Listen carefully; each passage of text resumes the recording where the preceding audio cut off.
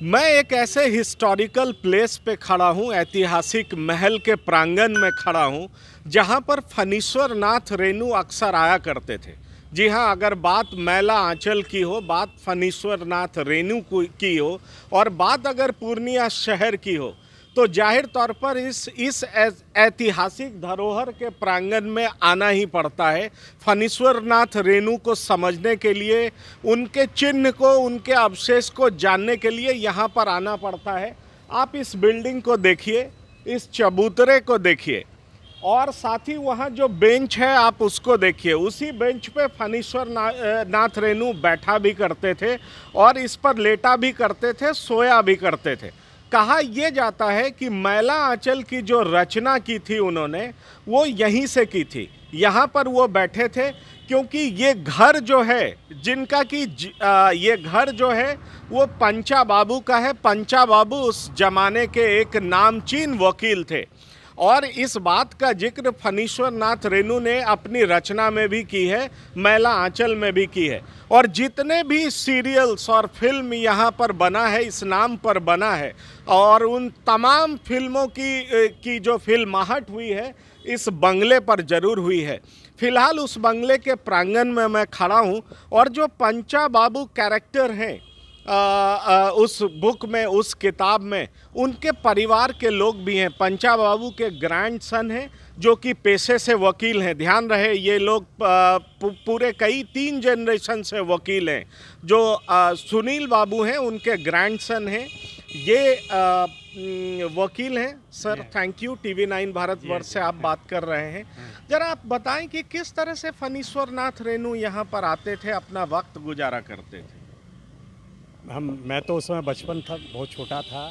मैंने देखा कि फणीश्वर नाथ रेणु जी यहाँ आया करते थे और हमारे दादे से बहुत कुछ घुल मिल करके रहते थे। जी हाँ। और आने पर यहाँ पर वो रहते थे और इसी बरामदे पर वो सोया करते थे। जी। और इन्होंने इस बरामदे पर ही इस मैला आंचल का रचना भी किया उन्होंने, क्योंकि यहाँ पर नक्षत्र मालाकार उस समय का एक नामी डकैत था जिसके ऊपर ये किताब लिखा गया। उसी की रचना एक मैला आंचल में उन्होंने किया है।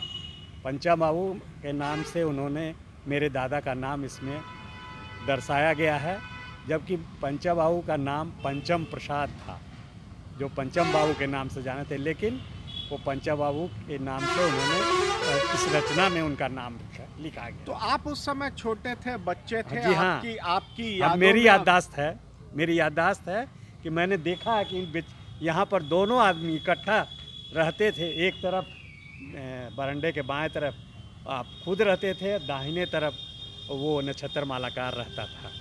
और हम तो सुबह चाय पीते उन लोगों को देखा है और बचपन में हमारी याद है। तो आपके पारिवारिक रिश्ते किस तरह से थे? ये हमारा पुराना घरेलू संबंध था, चूँकि हम लोग का घर पूर्णिया से पहले अररिया में है और मेरे परदादा का घर अररिया में है। इसी पारिवारिक रिश्ता उन लोगों से बना हुआ था। जी हाँ। मैडम, यहाँ पे कई सारी पिक्चरों की भी शूटिंग हुआ है और अगर हम बात करें कुछ सीरियल्स का भी, तो वो सीरियल्स भी यहाँ पर बनाए गए हैं। तो आपको क्या लगता है, जब यहाँ पर फिल्माया जाता है चीज़ों या कुछ सीरियल्स की शूटिंग होती है, तो जाहिर तौर पर आप इनकी पत्नी हैं, आप जब यहाँ आई होंगी तब आपको पता चला होगा कि फणीश्वर नाथ रेणु यहाँ आया करते थे, तो आपको पूरी जानकारी मिल गई होगी फणीश्वर नाथ रेणु के बारे में? बिल्कुल।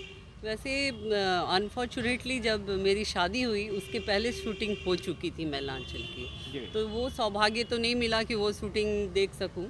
लेकिन जहाँ तक मैला आंचल की बात है, तो हमने भी पढ़ा है वो किताब, और चूँकि वो हमारे ससुराल से संबंधित उसमें कुछ बातें हैं, इसलिए कुछ खास रोचक लगी मुझे कि मुझे भी एक बार उसको पढ़ना चाहिए। और काफ़ी कुछ, जब मेरी मदर इन लॉ थी, फादर इन लॉ थे, तो उन्होंने काफ़ी कुछ बताया ताकि फणीश्वर नाथ रेणु जी कैसे यहाँ आते थे, रहते थे, और उन लोगों के लिए ये बहुत बड़ी बात थी। काफ़ी इज्जत से उनके बारे में बात किया करते थे। बहुत बड़े साहित्यकार हैं हमारे क्षेत्र के।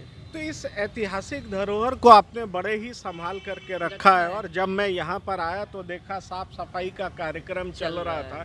तो अभी भी मकान बिल्कुल अच्छे अवस्था में है। आप इसका मेंटेनेंस और इसका ख्याल किस तरह से रखती हैं? ये चूँकि ये हम लोग के लिए तो ये घर और मंदिर दोनों है, दादाजी का घर है ये।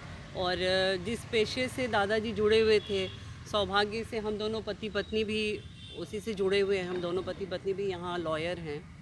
और जहाँ तक इस घर को मेंटेन करने की बात है, तो हर साल दिवाली के समय ये पूरे 1 महीने का काम चलता है। ये हमारा 1 महीना लगता है इस पूरे घर को ठीक ठाक करने में, क्योंकि चूँकि बहुत पुराना घर है। और सौभाग्य से बहुत जल्दी हम इसका 100वां वर्ष मनाएंगे और सारे लोगों को बुलाएंगे उसमें। और तब शायद हमारे लिए बहुत बड़ा दिन होगा कि 100 वर्ष के घर को हमने संभाल के रखा हुआ है। तो मैं तो दिल्ली से आया हूँ, और चुनाव में अक्सर लोग आते हैं, तो जरूर यहाँ पर आते होंगे, क्योंकि ये ऐतिहासिक जगह है। तो जाहिर तौर पर लोग जरूर यहाँ पर आना चाहते हैं। बहुत लोग आते भी हैं सर, और फेसबुक पे डालते हैं इसकी फोटो। इसकी जो नक्काशी की हुई है, वो आज वाली नक्काशी तो है नहीं। ये बना हुआ है गुड़ और सुर्खी चूना का। ये हमारा घर सीमेंटेड तो है नहीं। तो काफ़ी लोगों के लिए आश्चर्य की बात है। इसकी फ़ोटो लेते हैं, फेसबुक पे डालते हैं, लोग देखते हैं उसको कि अच्छा सुर्खी चूना के घर को भी। लेकिन हाँ, मेंटेन करना तो मुश्किल है। तो जो बुक में पंचा बाबू हैं, जो कैरेक्टर लिखा गया है मैला आंचल में, वो भी पेशे से लॉयर थे, और आप भी लॉयर हैं, आपके हस्बैंड भी लॉयर हैं। तो ये सिलसिला कब से चला आ रहा है? सभी तो लोग दादा ससुर हमारे हुए, वो दादाजी थे, फिर हमारे पिताजी भी थे, ससुर जी हमारे, फिर हमारे हस्बैंड थे। और हमारे ससुर जी ने ही पढ़ाया है मुझे, वकालत उन्होंने ही पढ़ाया। मैं यहाँ कॉन्वेंट में पढ़ाती थी उस समय, तो उन्होंने कहा नहीं वकालत कर लो, हमारा घर का पेशा है ये, तो कर लिया। तो रेणु जी से जुड़ी चीज़ें और क्या क्या है जो आपको मालूम है, जो इस घर में समाहित हो या उसको आपने संभाल कर रखा हो? अभी अगर मैं तुरंत की बात बताऊं, तो मुझे एक पुरस्कार मिला है यहाँ, उसकी तस्वीर आप देख सकते हैं, ये रेणु अवार्ड 2020। तो सबसे जो अभी नई चीज़ मुझे मिली वो यही है, रेणु जी के नाम पर। और बहुत मैं खुश हुई थी उस दिन की। देखिए, मैं अब दिखा रहा हूँ आपको, मैं पास जा रहा हूँ। देखिए, ये रेणु अवार्ड 2020 की बात जो मैडम अभी कर रही थी, यही फणीश्वर नाथ रेणु, इनके नाम पर इन्हें सम्मान मिला है, अमर कथा शिल्पी फणीश्वर नाथ रेणु। ये सम्मान मैडम को मिला है, जो कि ये पेशे से वकील हैं। तो जाहिर तौर पर इस पूरे प्रांगण को, इस पूरे इलाके को आप देखें, एरियाज को देखें, जहाँ पर ये ऐतिहासिक धरोहर है, जहाँ फणीश्वर नाथ रेणु आया करते थे। और जिस बात का मैं जिक्र कर रहा हूँ, वो पंचा बाबू, जो कि उस ज़माने में भी लॉयर थे, उनके बच्चे, उनकी डॉटर इन लॉ जो बहू हैं, वो भी लॉयर हैं। ये तमाम लोग यहाँ पर रहते हैं, आते जाते हैं, और जो भी उनसे जुड़ी हुई चीज़ें हैं उनको इन्होंने बहुत संभाल कर रखा हुआ है। ये बात और है, तब का दौर और था, और अभी फ़िलहाल चुनावी माहौल है, और इस चुनावी माहौल में ये यहाँ पर ये लोग पहुँचे हैं, अक्सर आते जाते रहते हैं, और इस घर के मेंटेनेंस का प्रॉपर ख्याल रखते हैं। TV9 भारतवर्ष के लिए अपने सहयोगी राजेश कुमार शर्मा के साथ पंकज कुमार पूर्णिया से। और चूँकि वो हमारे ससुराल से संबंधित उसमें कुछ बातें हैं, इसलिए कुछ खास रोचक लगी मुझे कि मुझे भी एक बार उसको पढ़ना चाहिए। और काफ़ी कुछ, जब मेरी मदर इन लॉ थी, फादर इन लॉ थे, तो उन्होंने काफ़ी कुछ बताया था कि फणीश्वर नाथ रेणु जी कैसे यहाँ आते थे, रहते थे। और उन लोगों के लिए ये बहुत बड़ी बात थी, काफ़ी इज्जत से उनके बारे में बात किया करते थे। बहुत बड़े साहित्यकार हैं हमारे क्षेत्र के। तो इस ऐतिहासिक धरोहर को आपने बड़े ही संभाल करके रखा है, और जब मैं यहाँ पर आया तो देखा साफ सफाई का कार्यक्रम चल रहा था। तो अभी भी मकान बिल्कुल अच्छे अवस्था में है। आप इसका मेंटेनेंस और इसका ख्याल किस तरह से रखती हैं? ये चूँकि ये हम लोग के लिए तो ये घर और मंदिर दोनों है, दादाजी का घर है ये। और जिस पेशे से दादाजी जुड़े हुए थे, सौभाग्य से हम दोनों पति पत्नी भी उसी से जुड़े हुए हैं। हम दोनों पति पत्नी भी यहाँ लॉयर हैं। और जहाँ तक इस घर को मेंटेन करने की, ये पूरे 1 महीने का काम चलता है। ये हमारा 1 महीना लगता है इस पूरे घर को ठीक ठाक करने में, क्योंकि चूँकि बहुत पुराना घर है। और सौभाग्य से बहुत जल्दी हम इसका 100वां वर्ष मनाएंगे और सारे लोगों को बुलाएंगे उसमें, और तब शायद हमारे लिए बहुत बड़ा दिन होगा कि 100 वर्ष के घर को हमने संभाल के रखा हुआ है। तो मैं तो दिल्ली से आया हूँ और आपको चुनाव भी में बुलाएंगे अक्सर सर। चुनाव में अक्सर लोग आते हैं तो जरूर यहाँ पर आते होंगे, क्योंकि आते ये हैं। ऐतिहासिक जगह है, तो बिल्कुल जाहिर आते हैं। तौर पर लोग जरूर यहाँ पर आना बहुत चाहते लोग हैं। आते भी हैं सर, और फेसबुक पे डालते हैं इसकी फ़ोटो, लिख की जो नक्काशी की हुई है वो आज वाली नक्काशी तो है नहीं, ये बना हुआ है गुड़ और सुर्खी चूना का। ये हमारा घर सीमेंटेड तो है नहीं, तो काफ़ी लोगों के लिए आश्चर्य की बात है। इसकी फ़ोटो लेते हैं, फेसबुक पे डालते हैं, लोग देखते हैं उसको कि अच्छा सुर्खी चूना के घर को भी, लेकिन हाँ मेंटेन करना तो मुश्किल है। तो जो बुक में पंचा बाबू हैं, जो कैरेक्टर लिखा गया है मैला आंचल में, वो भी पेशे से लॉयर थे और आप भी लॉयर हैं, आपके हस्बैंड भी लॉयर हैं, तो ये सिलसिला कब से चला आ रहा है? ये सभी तो लोग दादा ससुर हमारे हुए, वो दादाजी थे, फिर हमारे पिताजी भी थे, ससुर जी हमारे, फिर हमारे हस्बैंड थे, और हमारे ससुर जी ने ही पढ़ाया है मुझे, वकालत उन्होंने ही पढ़ाया।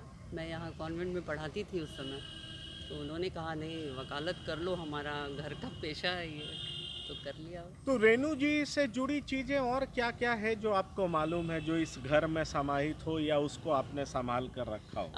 अभी अगर मैं तुरंत की बात बताऊं तो मुझे एक पुरस्कार मिला है यहाँ, उसकी तस्वीर आप देख सकते हैं, ये रेणु अवार्ड 2020।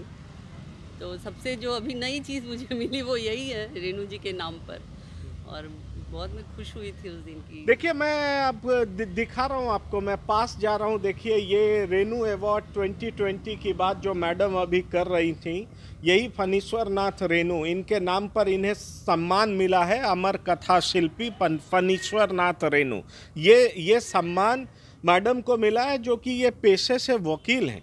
तो जाहिर तौर पर इस पूरे प्रांगण को, इस पूरे इलाके को आप देखें, एरियाज को देखें जहाँ पर ये ऐतिहासिक धरोहर है, जहाँ फणीश्वर नाथ रेणु आया करते थे। और जिस बात का मैं जिक्र कर रहा हूँ वो पंचा बाबू, जो कि उस जमाने में भी लॉयर थे, उनके बच्चे, उनकी डॉटर इन लॉ जो बहू हैं वो भी लॉयर हैं। ये तमाम लोग यहाँ पर रहते हैं, आते जाते हैं, और जो भी उनसे जुड़ी हुई चीज़ें हैं उनको इन्होंने बहुत संभाल कर रखा हुआ है। धुआं धुआं सा ये शहर क्यों दिखता है, सुना है बाजार में धुएं का सामान बिकता है, ये दिवाली सिर्फ दिए वाली।